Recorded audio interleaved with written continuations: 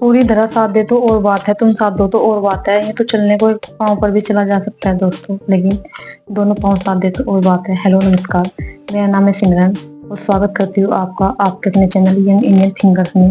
दोस्तों, कल मैंने आपसे एक टॉपिक के बारे में डिस्कस किया था।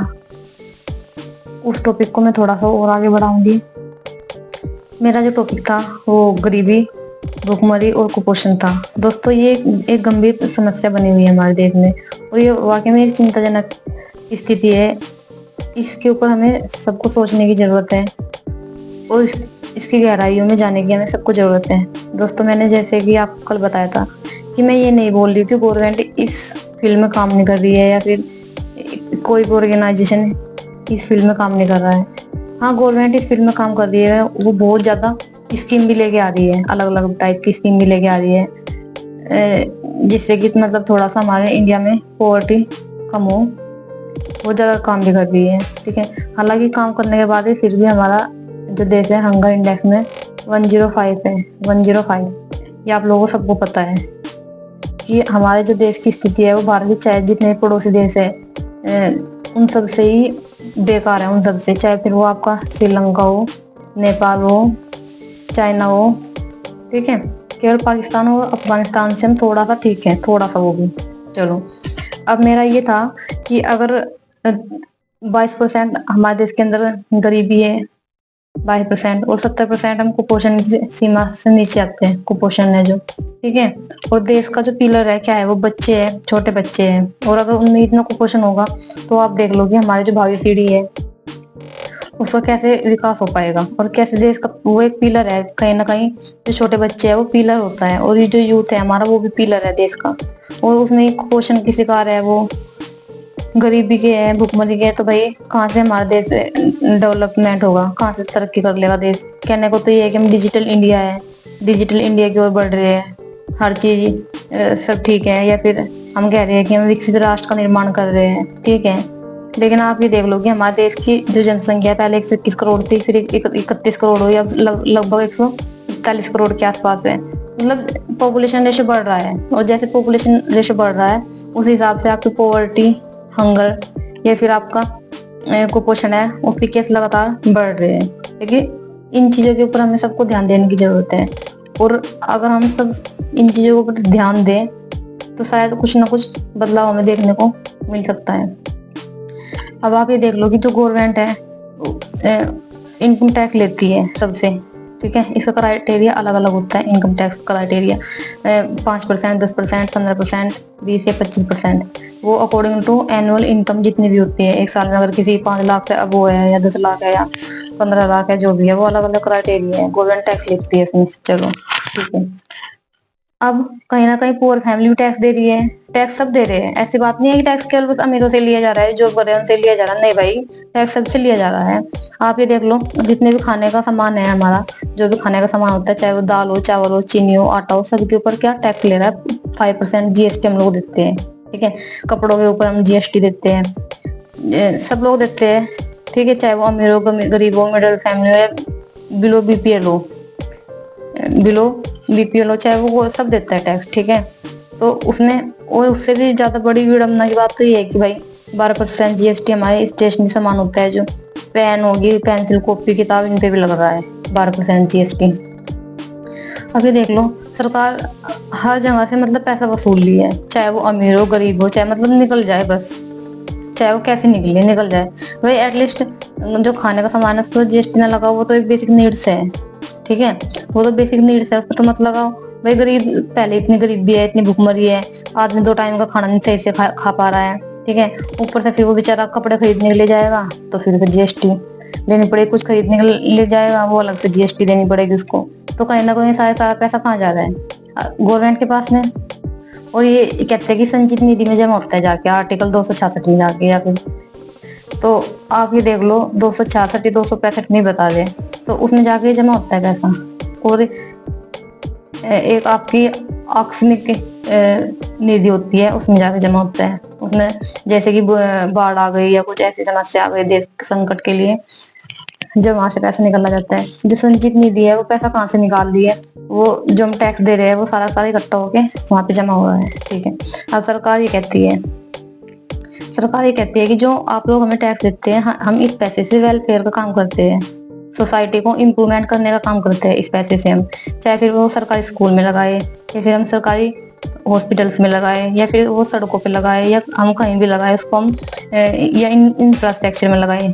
ठीक है, कि हम उसको सोसाइटी वेलफेयर में यूज कर दे रहे हैं, सामाजिक कल्याण के लिए यूज कर रहे हैं। ठीक है भाई, आप तंबाकू बेचना बंद कर दो ना, या फिर आप ड्रिंक बेचना बंद कर दो ना, जिससे देश की युवा पीढ़ी भी खराब हो रही है, इसको बंद कर दो। इस पे 28% जीएसटी ले रहे हैं आप पूरा ड्रिंक्स पे, जो भी ड्रिंकेबल होती है चीजें, चाहे वो कोल्ड ड्रिंक हो, सॉफ्ट ड्रिंक हो, उस पर 28% जीएसटी है, पूरी 28% है।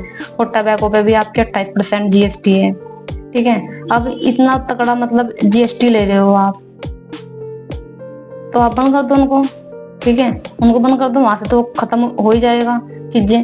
अब आप खत्म भी नहीं करोगे, क्यों भाई, पैसा हम दे रहे हैं। ठीक है, अगर हम टोबैको लगातार खा रहे तो कैंसर हमें हो रहा है, फेफड़े हमारे खराब हो रहे हैं, फिर हम इसका इलाज कहीं इतना अच्छे से हो नहीं पाएगा, तो फिर फाइनली आदमी गवर्नमेंट हॉस्पिटल में जाएगा। अब गवर्नमेंट हॉस्पिटल में भी आधी दवाई भाई बाहर से है, आधी दवाई ये है, ये फॉर्मेलिटी है, ये बाहर से करानी पड़ेगी, वो डॉक्टर आएगा, ये आएगा, तब जाकर ट्रीटमेंट होगा। उनके 1000 नखरे झेलने पड़ते हैं, और वो पैसा हमारा है जो हमने दिया था, टैक्स कटवाया था, वो पैसा हमारा है। पैसा हमारा होने के बाद भी नखरे उनके झेलने पड़ते हैं हमें, ये देख लो भाई आप लोग। ठीक है, तो ये अपने आप में मायने रखती है चीजें। इन सब मुद्दों पे हमें सोचने की जरूरत है, और हम सबको सोचने की जरूरत है। ये नहीं कि, और कहना ये तो होता है कि स्टार्टिंग तो आपको खुद से करनी पड़ती है, जीरो से करनी पड़ती है। आप ये देख लो कि गरीब हॉस्पिटल में जितने भी मतलब आदमी जाते हैं, अगर बिल्कुल पुअर फैमिली से जा रहा है, उसके कपड़े ठीक नहीं है भाई, शरीर से थोड़ा दुबला पतला या कुछ, मतलब उसको उस दृष्टि से देखना शुरू कर देंगे भाई उसकी इसमें क्या गलती है, उसकी इसमें क्या गलती है। अगर अडानी अंबानी के यहाँ कोई किसी बच्चे ने जन्म लिया तो उसकी किस्मत है। ठीक है, अगर कोई स्लम एरिया में झुग्गी में पैदा हुआ तो उसकी भी किस्मत ही होगी, वो जब उसकी किस्मत है तो उसकी भी किस्मत है। ठीक है, तो अपने हाथ में थोड़ा ना है चीजें। भाई आप लोग इतना किसी से क्यों हेट करोगे, या हम क्यों हेट करेंगे किसी से इतना। हम एक पढ़े लिखे नागरिक होने के नाते हमारा ये भी करते हैं देश के प्रति कि भाई थोड़ा सा हम जागरूकता फैलाए इस चीज को लेके। भाई अगर आदमी कोई गरीब है, भूखा है, उसकी हेल्प कर दो, क्या जा रहा है। एक दूसरे की हेल्प करेंगे तभी ये समाज आगे बढ़ेगा। ऐसा नहीं कि भाई हम अमीर बन के बैठ गए, हमारे सारे ड्यूटी सारे कर्तव्य खत्म हो गए, ऐसा नहीं हुआ करता है। ठीक है, जब तक कि हम एक दबा कुचला वंचित शोषित वर्ग को लेकर चलने के ना आगे, तब तक इस देश का इम्प्रूवमेंट नहीं होने का, ना ये एक विकसित राष्ट्र होने का तब तक के। आज भी हमारे देश में इतनी समस्या है हर चीज को लेके, देश में हमारी इतनी समस्या है, बेरोजगारी है, भूखमरी है, और भाई करप्शन है, पता नहीं कितनी समस्या है, दुनिया भर की समस्या है। मैंने देखा आज के टाइम में ना, और सबसे बड़ा एक इंटरेस्टेड टॉपिक ये है कि हर साल 15 से 20 हजार लोग इस बीमारी से मरते हैं, गरीबी से, भूखमरी से, कुपोषण से मरते हैं। वो अपने जीवन जिंदगी से तो ऑटोमेटिक खत्म हो जाएंगे जब वो इतनी भूखमरी से मरेंगे, इतनी गरीबी से मरेंगे। तो भाई बारिश में उनके सर पे छत नहीं है तो कहाँ जाएंगे। ठीक है, पढ़ाई करने के लिए बैठेगा, ऊपर सर पे पंखा नहीं है तो कहाँ जाएंगे। इधर से मच्छर खा रहे हैं, उधर से पढ़ाई कर रहा है, कैसे दिमाग पढ़ाई में लगेगा उसका। भाई इन चीजों को जमीनी स्तर पे उतर के देखने की जरूरत है। ये नहीं कि ट्वीट कर दिया उसने, ये बोल दिया उसने, ये बोल दिया, अब बैठ के ट्वीट खेलने से कुछ नहीं होता। आपको ना देखो, निकल के अपने अधिकारियों को भेजो, अपने उसको भेजो, देखो बाहर निकल के कितने स्लम एरिया में है, कितने एसटी एरिया में है, कितने आदिवासी है, मतलब जो इस प्रॉब्लम से जूझ रहे हैं आज भी, इस प्रॉब्लम से। और कितने रेलवे स्टेशन के पास में पड़े रहते हैं। देखो होगा आप लोगों ने भी, मुझे बताने की कोई जरूरत नहीं है कि हमारे देश में 22% गरीबी है, और 50% लोग गरीब है, लेकिन 22% बिलो पॉवर्टी लाइन है। और सबसे बड़ी इंटरेस्टेड चीज ये है, चलो मैं बता रही हूँ, उसमें क्या चलता है न्यूज में, एक पक्ष को बुला लेंगे, एक विपक्ष को बुला लेंगे, एक पक्ष नेता को, एक विपक्ष नेता को। ठीक है, वहां उनकी दोनों की आपस में बढ़िया झपट होगी, बढ़िया बहस होगी दोनों की आपस में। वो उसकी पार्टी की कमी गिनाएगा और वो उसकी पार्टी की कमी गिनाएगा, दोनों आपस में बैठ के एक दूसरे की बस कमी गिनवाएंगे। बस तेरी सरकार थी, तूने ये कर दिया, क्या कर दिया, तेरी सरकार थी, तुमने ये नहीं करा, हमने ये कर दिया, मतलब ये चीज है बस। भाई कम से कम फिलहाल प्रेजेंट को भी देखो ना, पास्ट पे क्यों जा रहे हो, फिलहाल प्रेजेंट को देखो, फ्यूचर को देखो।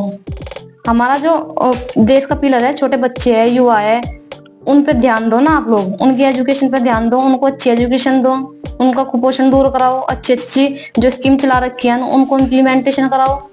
ये थोड़ा ना है वहां बैठ के कि वो उसकी उतार वो इंसल्ट कर रहा, वो उसकी, हाँ भाई तेरी पार्टी में ये था। उन चीजों का कोई निष्कर्ष नहीं निकलता भाई। इन मुद्दों के ऊपर भी आपको संवेदनशीलता से बोलना पड़ेगा। अगर आप लोग सरकार में हो, सत्ता में हो, तो फिर भी इन मुद्दों के ऊपर कोई खुल के बात नहीं कर रहा है। भाई क्यों नहीं कर रहे हो? क्या बस तुम्हें सरकार ने वोट, ये जनता ने वोट इसलिए दी है कि तुम अपना सांसद बन जाओ, जाकर वहां बैठ के अपना आराम से फिर उनके हक की कोई बात ना बोल लो? उनके हक की तो बात बोलनी पड़ेगी। या बस गरीबों की याद एक टाइम जब भी आती है, जब वोट का नंबर आता है, पहले नहीं आती है। जब तो आप हाथ जोड़ते हो, हाँ जी हमें ये दे दो, वो दे दियो, फिर कहाँ चले जाओ, फिर उनको आंखें दिखाने शुरू कर दो। बाद में जब वो कहने लगे कि भाई हमारा ये काम करा दो, वो काम करा दो, फिर भी कहते हैं। एक उसमें चुनाव में कोई भी सांसद 2 करोड़ का खर्चा करता है, 2 करोड़ का, और 2 करोड़ रुपया अपने आप में मायने रखता है। ये देख लो आप, कोई भी विधायक है, कोई भी 2 करोड़ का लगभग खर्चा करता है, और वो सारा पैसा कहाँ से वसूला जाता है? वो फिर बाद में हमारे से वसूला जाता है। अच्छा टैक्स लगाएगी, या फिर कोई स्कीम देगी, उसमें भ्रष्टाचार करेगी सरकार, या कुछ भी करेगी, या फिर वो कुल मिला के निष्कर्ष ये है कि वो फिर वो पैसा हम लोगों से वसूला जाता है। ठीक है, चलो खैर, मैं तो बस यही कहना चाह रही हूँ कि जितना भी हमारा जो समस्या है, ये कड़वी सच्चाई है। गरीबी, भुखमरी और कुपोषण है। इस समस्या के ऊपर हम सबको एकजुट होकर बोलना होगा, और हमारे सबके सहयोग से ही इस प्रॉब्लम का शायद कुछ समाधान हो सके। एक कोशिश तो इंसान को जरूरी कर लेनी चाहिए। अब हम लोगों के हाथ में तो कुछ है नहीं कि हम कुछ कर सकते हैं, लेकिन हम थोड़ी सी ट्राई तो कर ही सकते हैं। भाई हमें तो अपने आसपास का सारा एरिया दिखता है, हमें तो एक साइकिल चलाने वाला भी दिखता है, एक सब्जी बेचने वाला भी दिखता है, एक कार चलाने वाला भी दिखता है। हम तो सबको महसूस कर सकते हैं। और जो अंदर एसी में बैठे हैं, क्या महसूस कर लेंगे? क्या कर लेंगे महसूस में? बताओ क्या कर लेंगे महसूस में? हम तो धूप को भी महसूस कर लेंगे, छाव को भी कर लेंगे, बारिश को भी कर लेंगे, हम सब चीज को कर लेंगे हम, क्योंकि मानसिक रूप से भी और शारीरिक रूप से भी मजबूत है। हम हर चीज को कर लेंगे फेस, क्योंकि हम लोगों ने गरीबी देख रखी है। हम सब कुछ महसूस कर लेंगे। हमने वो लड़ाई लड़ चुके हैं, हम लड़के, हाँ हम स्टैंड हो चुके हैं। हम बोल सकते हैं, हम अपनी बात रख सकते हैं।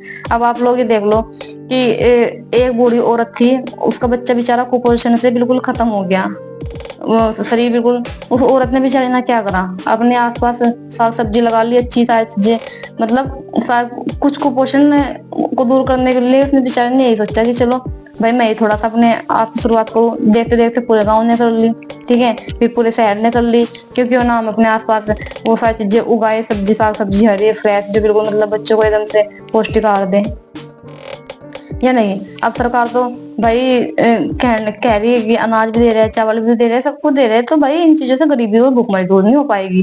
भाई शरीर को तो हर चीज चाहिए, विटामिन भी चाहिए, प्रोटीन भी चाहिए, कार्बोहाइड्रेट भी चाहिए, सबको चाहिए, तब जाके शरीर का कुपोषण दूर होगा। ऐसे तो कुपोषण दूर नहीं होता। और सबसे बड़ी बात है, अगर कुपोषण दूर भी होगा तो फिर गरीबी से भी लड़ना, ठीक है। तो ये सब चीजें सोचने के लिए मजबूर करते हैं, कहीं ना कहीं ये आंकड़े हैं हमें जो सोचने के लिए मजबूर करते हैं हमें। और हम एक देश की यूथ आबादी है, अगर हम नहीं इस चीज के बारे में सोचेंगे तो फिर कौन सोचेगा? बताओ। ठीक है दोस्तों, जय हिंद, नमस्कार।